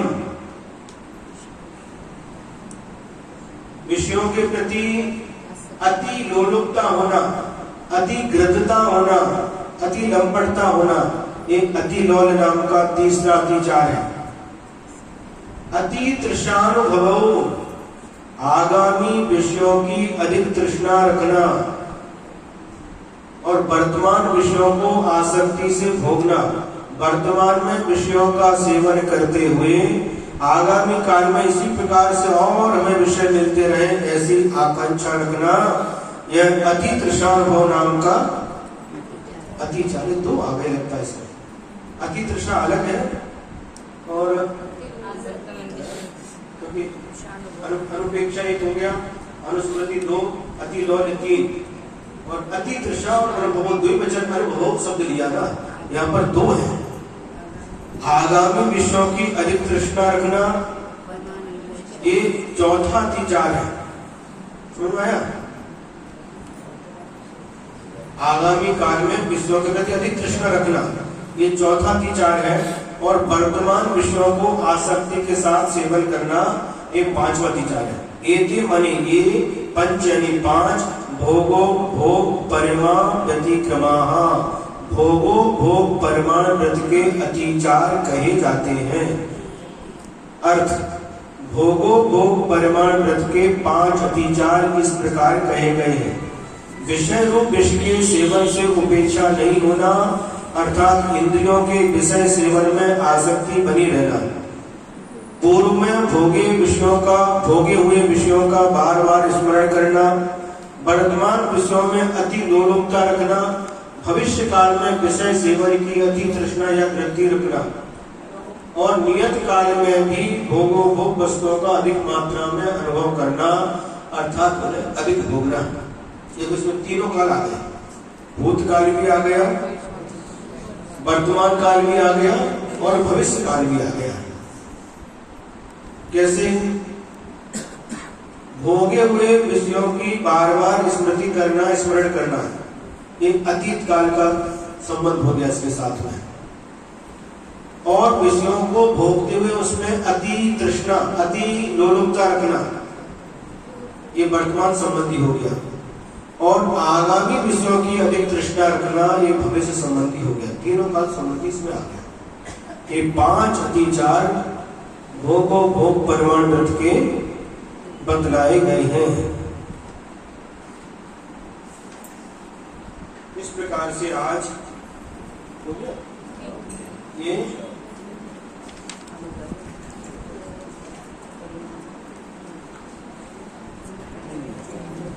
इसमें देखो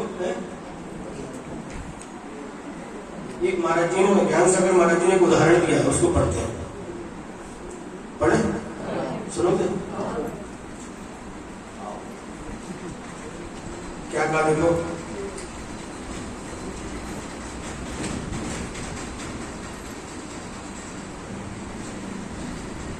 व्याख्या पढ़िए पूरी। इन इंद्रियों के विषय जो कि खाने पीने के काम में आने वाले सांसारिक बाह्य पदार्थ रूप में है, ये ही विश्व रूप है। क्योंकि विष के कारण जिस प्रकार से संसारी प्राणी बेहोश हो जाते हैं या मृत्यु को प्राप्त हो जाते हैं, उसी प्रकार इन इंद्रियों के विषयों के फंदे में पड़कर यह आत्मा अपने आप को भूलकर आकुल व्याकुल हो जाती है। यह संसारी देहधारी जीव इन विषयों के चक्कर में फंसकर कमल की गंध में लुप्त होने के समान अपना स्वभाव खो बैठता है। उसी प्रकार इन विषयों को जानते हुए समझते हुए भी इनके प्रति उदासीन न होना, पूर्व में भोगे हुए भोग विषयों को ही याद में लाते रहना, वर्तमान समुचित पदार्थों का उपभोग करते हुए उन्हें अत्यंत लोलुपता के साथ भोगना, भविष्य के लिए उनकी प्राप्ति की आशा करते रहना एवं सदैव स्मरण करते रहना, इसी प्रकार की और भी अन्य चेष्टाएं भोगो भोग परिमाण व्रत को ढीला अतिचार सहित बनाने वाली है। इसलिए जो मनुष्य अपने भोगो भोग परिमाण व्रत को शुद्ध रखना चाहते हैं, उन्हें उक्त बातों से बचते रहना चाहिए। अब उदाहरण दे रहे, सुनिए। एक समय किसी एक व्यक्ति ने अष्टमी का उपवास धारण किया। एक व्यक्ति ने अष्टमी का उपवास का नियम ले लिया, जिसमें उसने सुबह से लेकर शाम तक बिना कुछ खाए बिना कुछ पिए ही बिता दिए। सूर्यास्त के समय उसकी नजरों में ककड़ी देखने में आई। ककड़ी, अतः उसे देखकर उसने विचार किया कि कल दिन उगने पर मैं इसे खाऊंगा। अतः इसे खरीद लेना चाहिए। इसलिए उसने खरीद लिया, ककड़ी को खरीद लिया। खरीद तो लिया, किंतु मन में पुनः विचार आने लगे कि इसे भोजन में नहीं अपितु सूर्यास्त के समय ही खाऊंगा।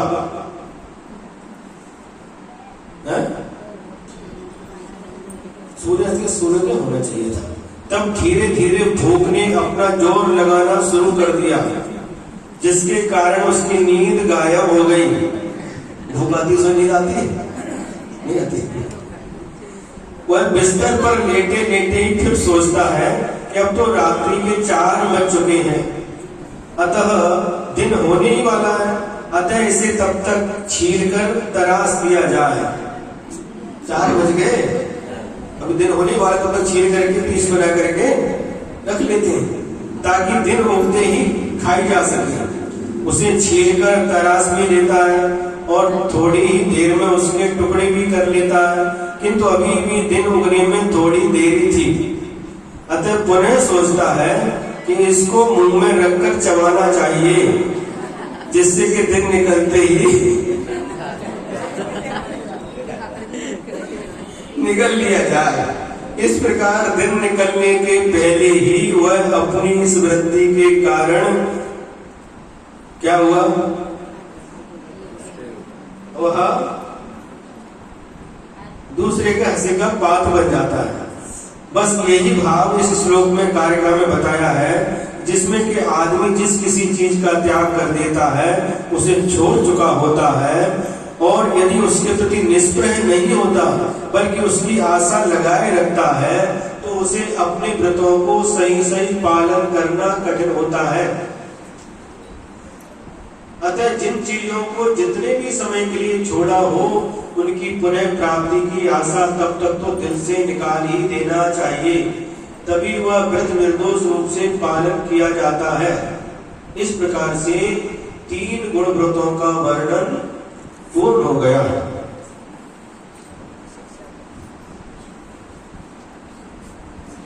अपना भी ऐसा ही था, देखा देखी रवि व्रत करते थे रविवार को। वो व्रत कैसा होता था, शनिवार को सोते सोते तक बिना अन्न का जो भी रहता था, मीठा दूध वगैरह जो कुछ भी है हो गया पूर्ण, और सुबह होते ही स्नान वगैरह करके भगवान पार्षद भगवान का भोजन जब जो भी होता है, और आते ही भोजन, पूरा भोजन सिर्फ बिना नमक का, नमक नहीं रहेगा, नमक की जगह मीठा है, फल है, रोटी दूध सब है, वो होकर के शाम को फिर उसमें नमक भी नहीं और अन्न भी नहीं, बाकी चलता है। वो भी कितना जितना चाहिए उतना, और लेने के बाद में पार्षद भगवान की आरती करने गए, माला कर ली और आकर के दिन में भी सो, और सुबह होते ही स्नान करके मंदिर गए, स्नान करके जा रहे मंदिर, नाश्ता तैयार करो, कल का हमारा उपवास।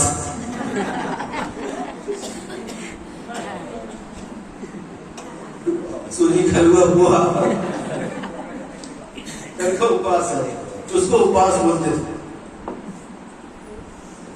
अभी भी नहीं हुई, अभी भी नहीं, अभी भी नहीं, यहाँ पे वही है। ये कहावत है मराठी में कहावत है, एकादशी दुप्पट खाशी।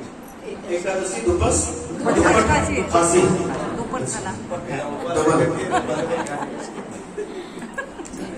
तो गुण व्रत का वर्णन पूर्ण हो गया। एक कायसर करो सर 9 बार नमो का।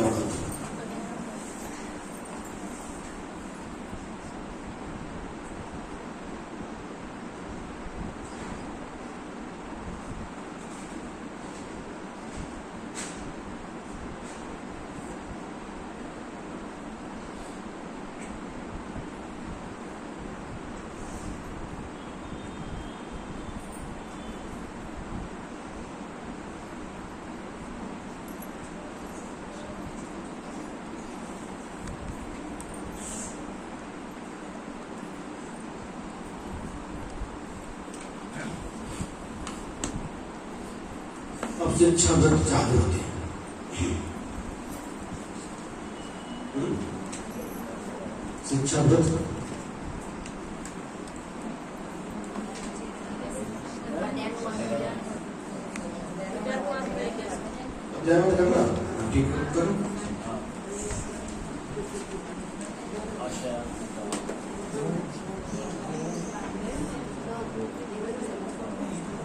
असन पान का शयन स्नान का तथा काम के सेवन का श्रवण गान का सुमन मान का ललित काय के लेपन का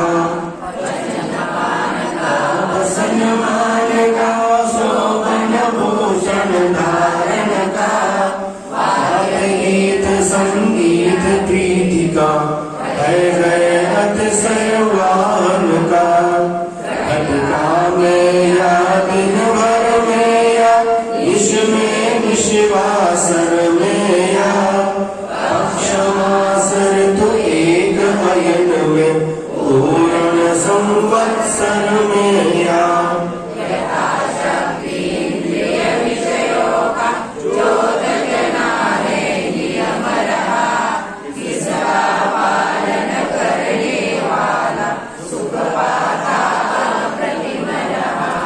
विषम विषम तम विष सम विषयों को अनपेक्षित नहीं करना विगत काल में भोगे भोगो की स्मृति भी पुनि पुनि करना हानि भोगो की अति तृष्णा लोलुपता अति अपनाना भोगोपभोग परिमाण दोष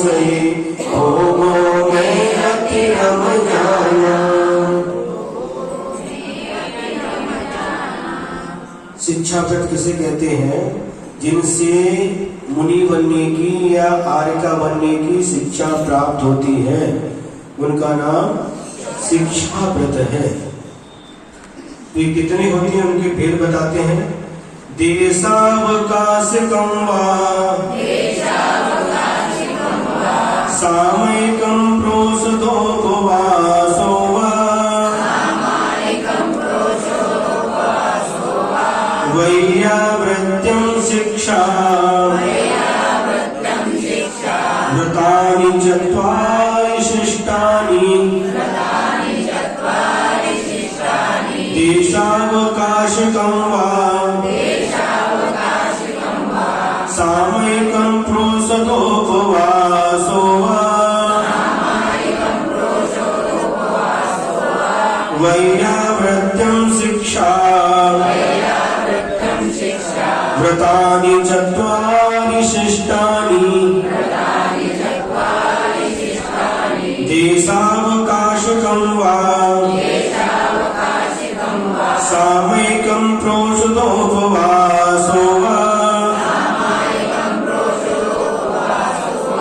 वैयावृत्त्यं शिक्षा व्रतानि चत्वारि शिष्टानि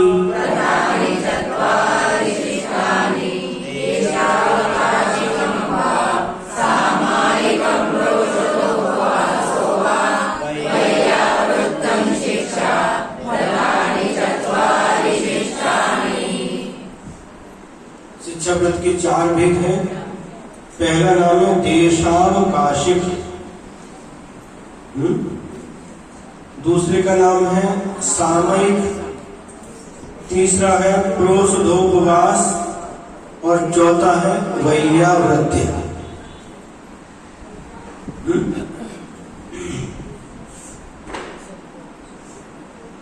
अन्वय देखते हैं। देशावकाशिकम यानी देशावकाशिक, देश और काल की मर्यादा वाला व्रत। व सामयिकम, सामयिक, देखो एक सामयिक शब्द आता है और एक सामयिक। आचार्य समर्थवत स्वामी ने सामयिक नहीं लिखा, सामयिक, सामयिक, सामयिक नहीं, सामयिक। इस समय संबंधी, समय शब्द से सामयिक शब्द बना। समय शब्द में इकड़ प्रत्यय जोड़ देने से आदि जो स्वर अ है उसकी वृद्धि आ हो गया, इकड़ के न अनुबंध का लोप हो गया, तो समय से सामयिक शब्द बना। समय की सीमा को लेकर के, समय की जिसमें मुख्यता रहती है, है, इसलिए इसे सामायिक कहते हैं। अब इसके बाद में है प्रोषधोपवास। प्रोषध भी है और उपवास भी है। इसका मतलब क्या होता? प्रोषध माने एक भुक्ति प्रोषध, एक बार भोजन करने का नाम प्रोषध होता है। और उपवास चारों प्रकार के आहार के त्याग का नाम थंबा। थंबा थंबा थंबा जरा गुंजा आपका गुण होते हैं। तो जो प्रोषध और उपवास माने अष्टमी चतुर्दशी लोग पर्व के दिन है, उस दिन उपवास और उसके एक दिन पहले और एक दिन बाद एकासन प्रोषध, इसका नाम होता प्रोषधोपवास। मान लो अष्टमी का उपवास है तो सप्तमी और नवमी को एकासन, चतुर्दशी का उपवास है तो त्रयोदशी और अमावस्या पूर्णिमा का एकासन, इसका नाम होता है प्रोषधोपवास। और भैया व्रत अतिथि सेवा से जुड़ा व्रत, इसमें चतुर्थ संघ की अनुकूलता जुटाना और प्रतिकूलताओं को हटाना होता है। चतुर्थ संघ है ऋषि आर्यकास, मुनि आर्यकास कारक श्रावकार अथवा ऋषि आर्यकार यदि मुनि, जो चतुर्थ प्रकार का संघ होता है उसकी प्रतिकूलताओं को दूर करना, उनके लिए साधना के लिए अनुकूलता बनाना, इसका नाम है भैयावृत्ति। इस प्रकार से 4 शिक्षाव्रत होते। जिनेन्द्र देव ने देशावकाशिक, सामयिक, प्रोषधोपवास और भैयाव्रत इस प्रकार से 4 शिक्षा व्रत कहे हैं। इनका लक्षण अपन कल देखेंगे। सामयिक और सामयिक एक ही है क्या? दोनों के अंतर है? नहीं, सब समय संबंधी सामयिक होती है। सामयिक दोनों का अर्थ एक ही है। अर्थ एक ही होता है लेकिन शब्द का अलग। अब एक थोड़ी सी बात और बताते हैं, फिर झामले जी के भजन सुनेंगे हमारे। एक इसका पद्यावत पढ़ लो पहले।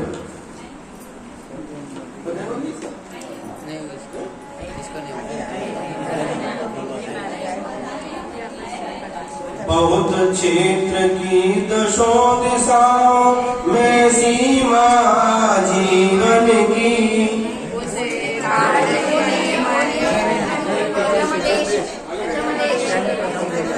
प्रथम देश अवकाश का प्यारा, दूजा है सामयिक तथा रहा प्रोषधा उपवासा है भैयाव्रत्याक्रमिक कथा। मुनि व्रत शिक्षा मिलती इनसे, शिक्षा व्रत के 4 रहे। मुनि बनने की इच्छा रखते, सावक इनको धार रहे। थोड़ा सा बस 5 मिनट का थोड़ा समझ करके देखो। आज ये जो गूंगे परिवार है, ये रिसोड़ के पास में एक साखरा गांव है, वहाँ के रहने वाले हैं। यहाँ चातुर्मास पूर्ण करके यहाँ से सब विहार करते करते इनके गांव में भी गए थे। एक विशेष बात जो हमको बहुत आनंदित करती है, आपको भी थोड़ा सा बता दें। तो ये जो कासार समाज के हैं, तो यहाँ पर जो दादाजी बैठे टोपी लगा करके, इनके यहाँ पर पहले जैन धर्म नहीं था, बरोबर ना?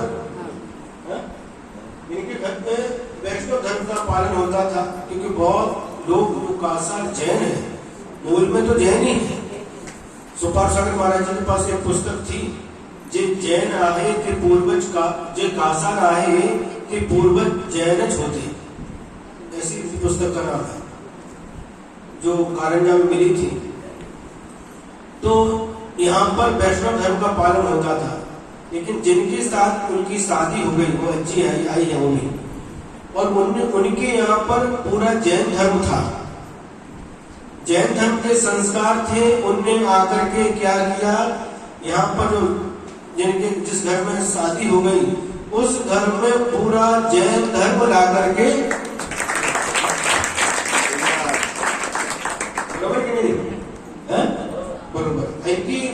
संतान है, 7-8 कितने बच्चे हैं? ये देख रहा है मुलं किती आहे? 6 मुलं. 6 लड़का 1 लड़की, ऐसे सभी के प्रति सभी में संस्कार,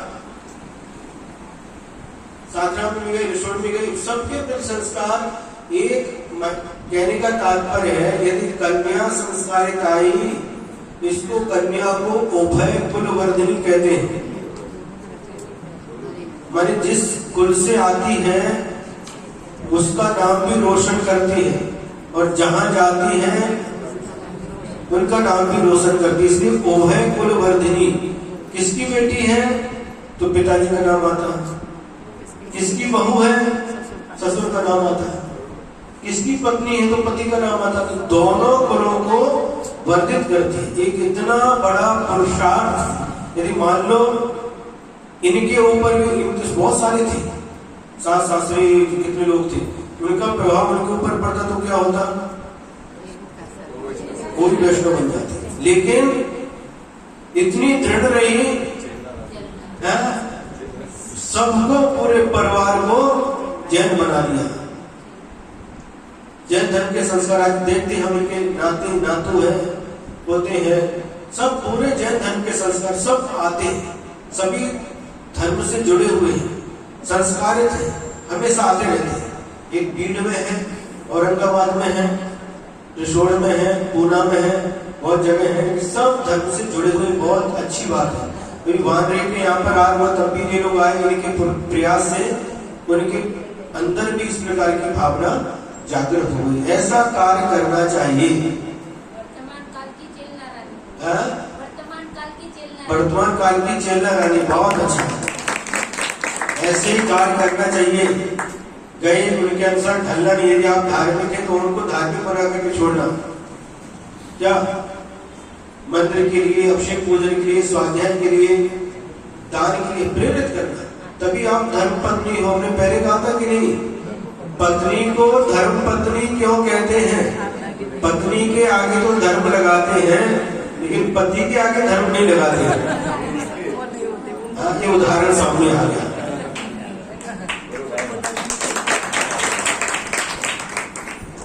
बहुत अच्छा है. इसी प्रकार से सबको शिक्षा लेना चाहिए. अपने घर में धर्म का वातावरण कैसे बनाए ये सीखना चाहिए. ठीक है, हम झांकी जी को माइक दे देते. जिनेंद्र भगवान का आदिनाथ भगवान के दरबार में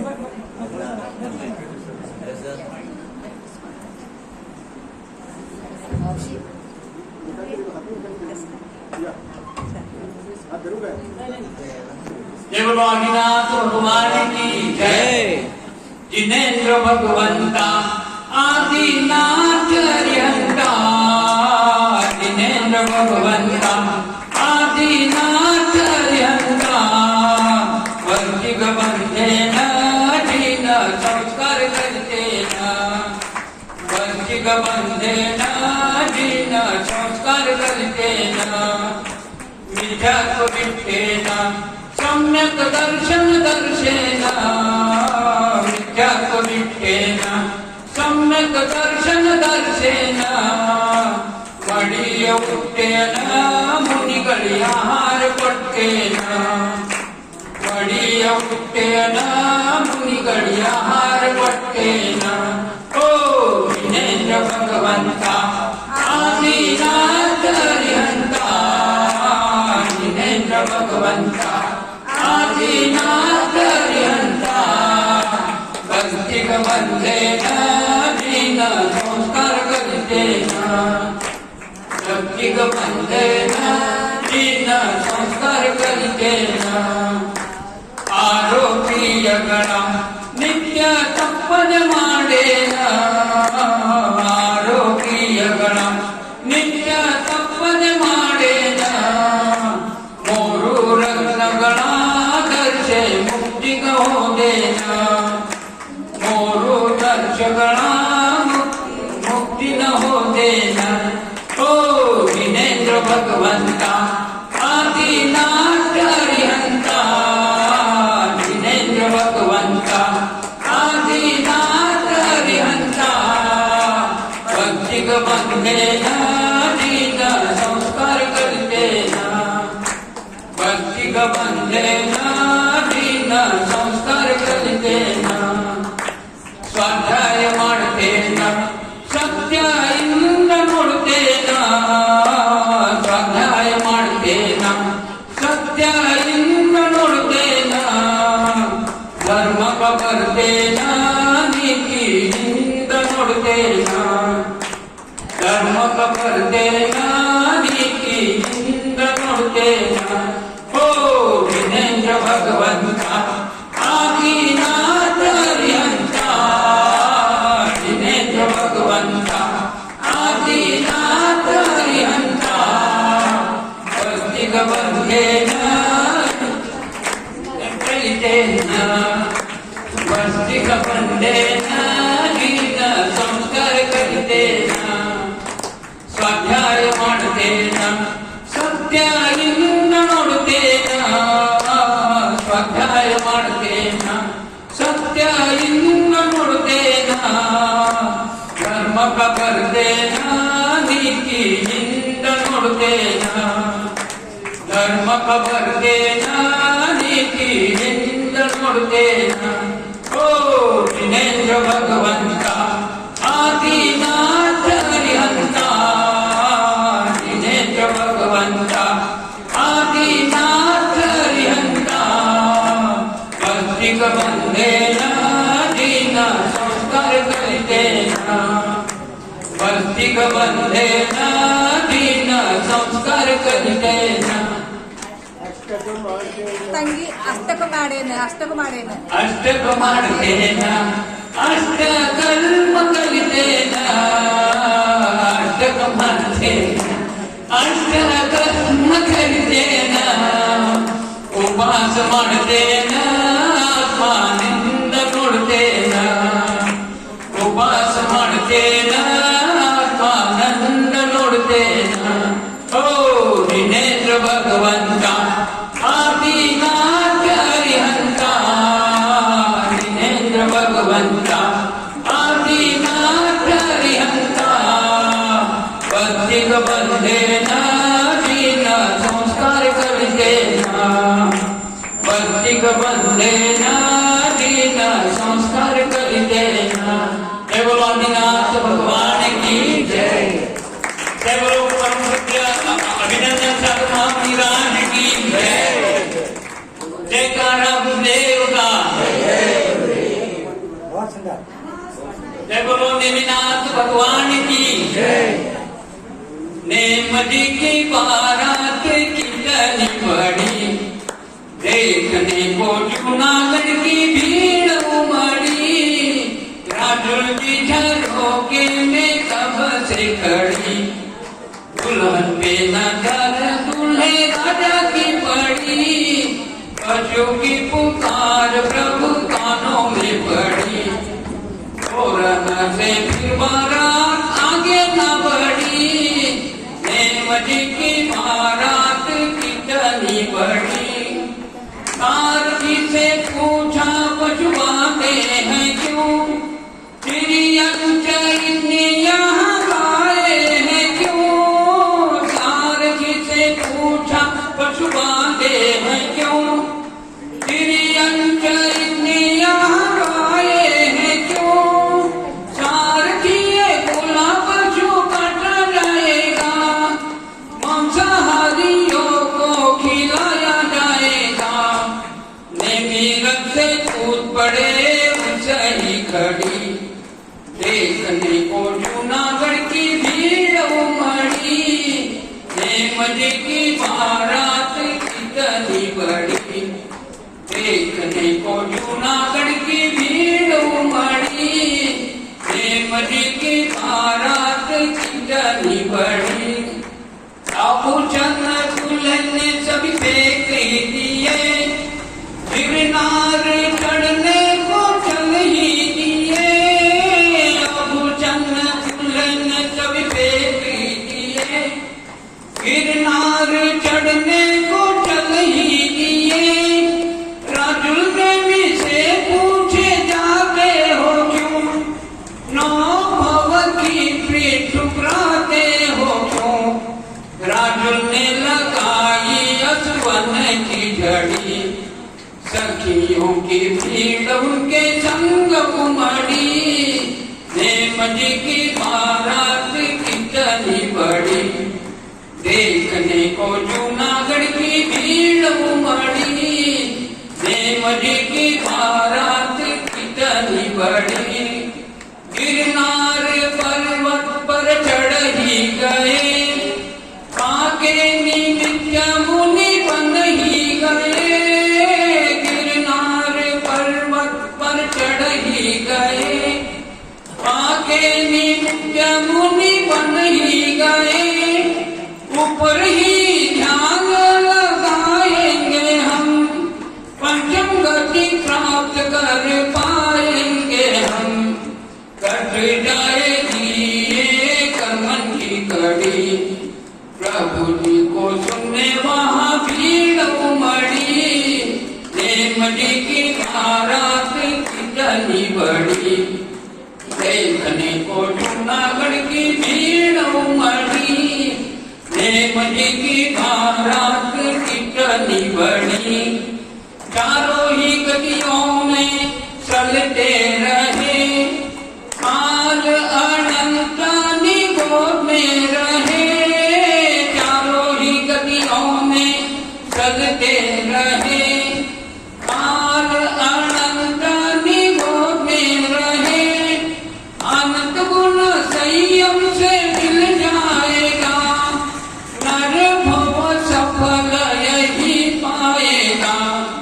राजन बनी आरिका गिरी पे चढ़ी, पीर आई दीक्षा की वो मंगल घड़ी, नेम जी की आंखें मुक्ति रानी से लड़ी, प्रभु जी की बारात लौट पड़ी, नेम जी की बारात कितनी बड़ी, देखने को जूनागढ़ की भीड़ उमड़ी, राजू जी झरोके में कब से खड़ी, दुल्हन पे नजर दूल्हे राजा की पड़ी, पशु की पुकार प्रभु कानों में पड़ी, तोरण से फिर बारात आगे न बढ़ी, नेम जी की बारात कितनी बड़ी।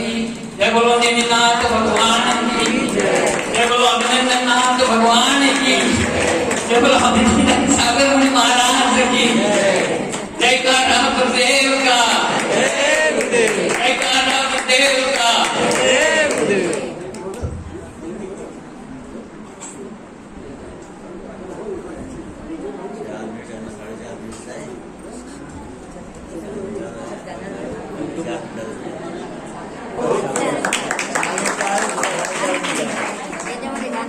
दुनिया वालों महावीर की अमर कहानी सुनो सुनो ये दुनिया वालों महावीर की अमर कहानी।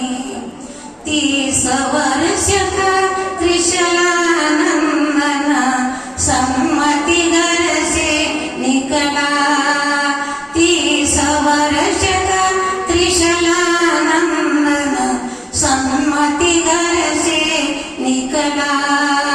सिद्धार्थनृप का प्रिय कुमार कर्म काटने निकला, सिद्धार्थनृप का प्रिय कुमार कर्म काटने निकला।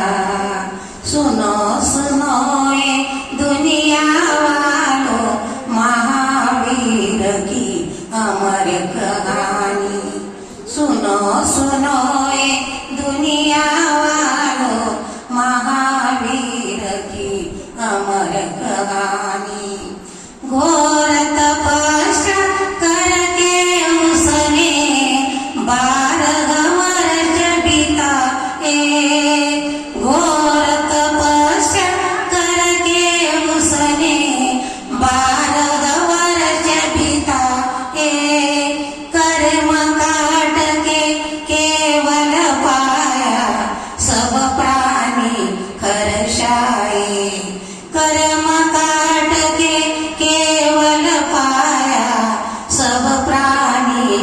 बरसाए।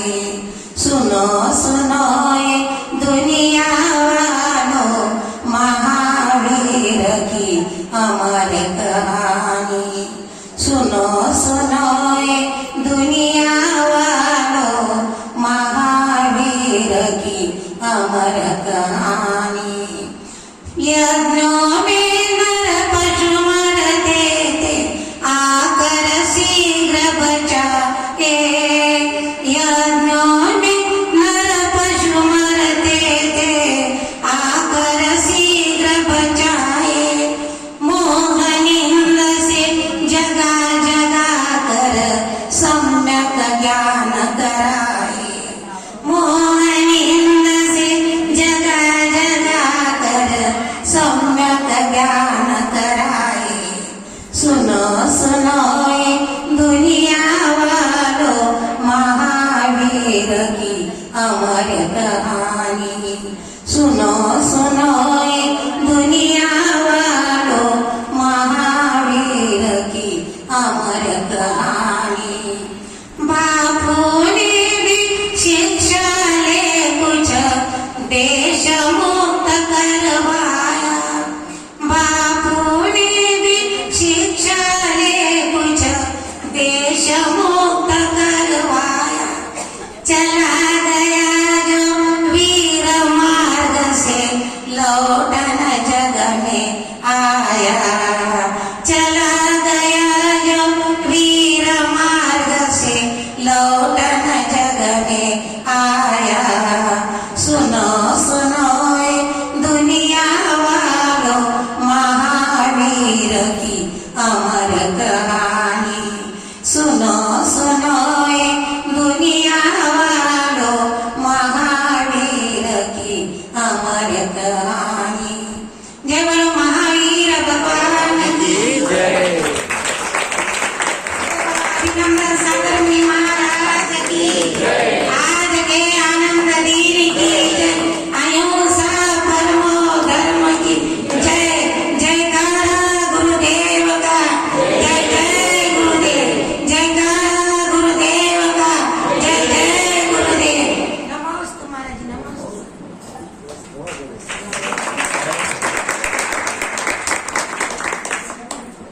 वाणी के ज्ञान से तुझे लोकालो, सो वाणी मस्तक नमो सदा देतो लो।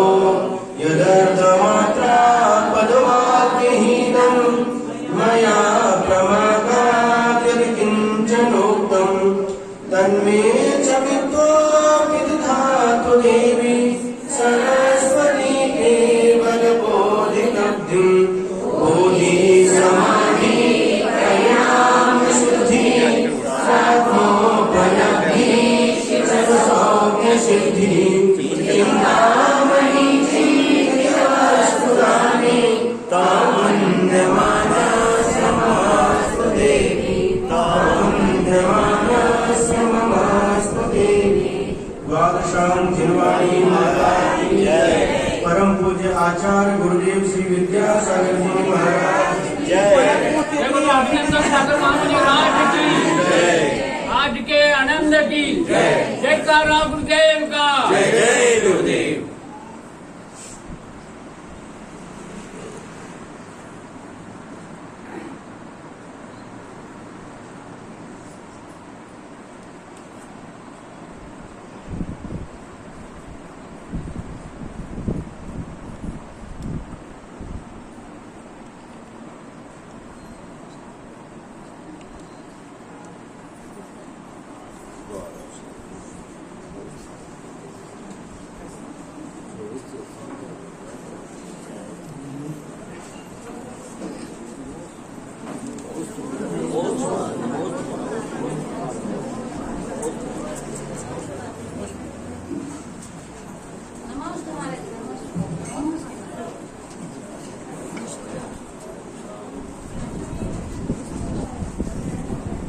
आ गया